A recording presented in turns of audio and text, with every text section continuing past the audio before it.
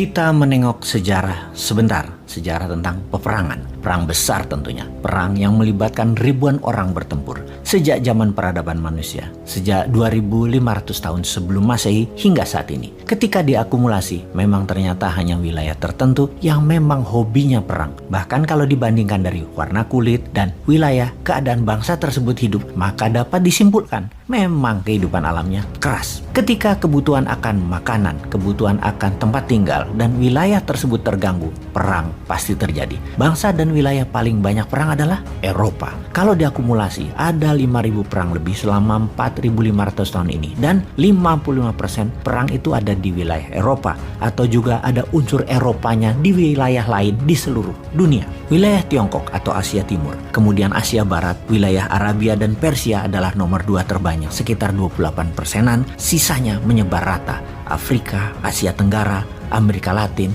Hebatnya adalah Amerika. Perang besar di wilayah Amerika hanya beberapa kali saja. Terbesar perang saudara di Amerika Utara tersebut. Kemudian ada 50 perang yang melibatkan Amerika di seluruh dunia dalam 100 tahun terakhir di wilayah orang lain. Lalu tebak siapa negara atau wilayah yang top 4 berperang terbanyak di wilayah atau ikut perang di tempat lain atau menyerbu? Ranking pertama adalah Perancis, nomor 2 adalah Inggris, nomor 3 adalah wilayah Nordik sampai Rusia, dan terakhir yang nomor 4 terbanyak adalah Jazirah Arabia dan Persia. Jadi mulai kebayang apa yang terjadi di dunia ini dalam 4.500 tahun sejak adanya peradaban hingga saat ini dalam urusan perang. Ternyata secara warna kulit yang hobi berperang itu adalah kaum Caucasian alias bule. Ternyata wilayah 4 musim memang membuat mereka buas, walau dikatakan mereka sepertinya pintar akademi dan bangsa dengan banyak manner atau aturan bersosial. Bahkan sepertinya karena kekuasaan agama di banyak wilayah tersebut, penguasa tertinggi adalah para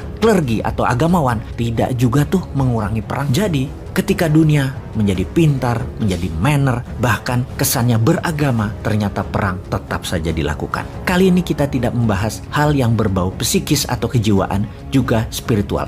Banyak yang pintar urusan itu, biarlah itu ranah mereka. Kita membahas apa peluang ke depan bagi bangsa Indonesia, di mana kita termasuk bangsa yang sedikit perangnya. Yang paling banyak di wilayah Nusantara adalah perang-perang kecil di beberapa wilayah kerajaan tua seperti Salakadomas, Kutai, dan lain sebagainya. Hingga kerajaan-kerajaan yang menyebar, dan saat ini ada tersisa 70 kesultanan. Bahkan dalam catatan sejarah Indonesia, kerajaan tersebut cepat sekali berganti. Bahkan ada yang kurang dari 10 tahun sudah hilang. Jadi bagaimana bangsa Indonesia untuk bisa menjadi negara bangsa yang besar ke depannya? Mempunyai peradaban pengendali dunia. Jadi kita harus belajar dari apa yang pini sepuh nenek moyang kita lakukan.